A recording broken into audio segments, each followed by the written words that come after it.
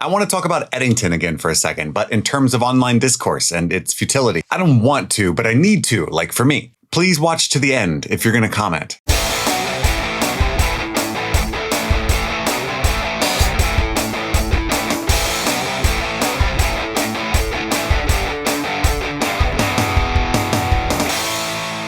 I reviewed this movie very negatively, even though I agree strongly with what I think its central message is. The same thing happened to me with Ari Aster's last film, Beau is Afraid. I'm a person who suffers from extreme anxiety and catastrophic thinking, so this sort of farcical horror where a man's worst neurotic fears are actually real is a good idea to me. It's why I love the first hour of that movie, but I don't actually enjoy the process of watching it. With Eddington, the depicted idea of a world so divided by phones, by the internet, by the horror of no longer navigating a shared reality together and the real world consequences that propagates works for me. That's something I can get behind. My issue with the movie, which so many people misunderstood or misrepresented, or maybe I wasn't clear, is the timing of that message, it being presented the way it's presented, and who it's coming from. But ultimately, I just didn't enjoy the movie. I was bored. I didn't feel uncomfortable in the sense that I was being challenged by a new idea. I felt exhausted by the presentation of a problem we all know exists and don't have a solution for. A lot of people think that the movie is just too centrist and thus cowardly, but I never said that. But the real problem is that a disturbing amount of people think that I don't like the movie because it owns the libs. I shouldn't be surprised because those are the same people that just found out that The Boys is making fun of them during season 4. But don't take my word for it, let Ari Aster tell you. He was quoted in an interview with Vulture, sure, on the one side you have people who are hypocritical and annoying and maybe less sincere than they purport to be. On the other side, you have people who are ruining and destroying lives. But I brought all that up to say that we can't talk through on the internet about how the internet is destroying society. Even if you're incredibly knowledgeable and have the best intentions, it won't work. That's like an eye surgeon whose own retinas are damaged trying to perform eye surgery on himself.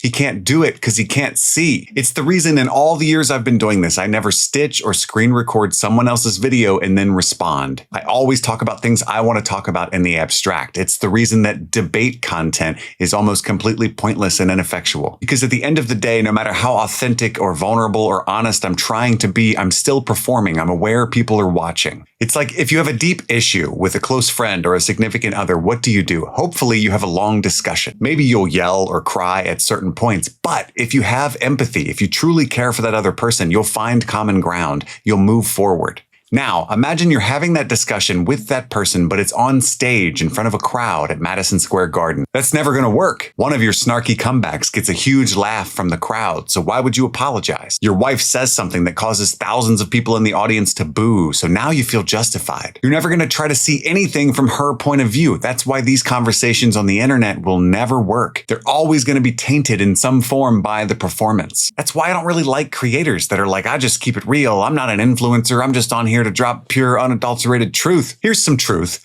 I'm on here because I love movies and I love to talk about them. I think I know a decent amount about movies and I'm good at articulating my thoughts, and there is some value in that. But also, I'm on some level empty inside. I need the validation of thousands of strangers to help me with the fact that I don't like myself. Oh, and also, I don't want to have a normal job anymore. I should be secure enough in my identity that if this disappeared tomorrow, I would still be happy, but I wouldn't be, and I need to work on that immediately. That's why I end every video with be kind to each other in the comments and love what you love. It's corny, but I want a constant reminder that this will never be real.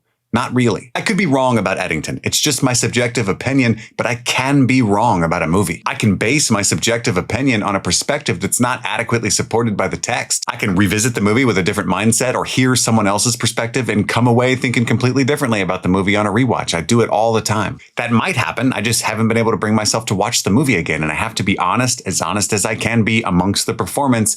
And when I walked out of that theater in May, because I saw it at a festival, I didn't like it.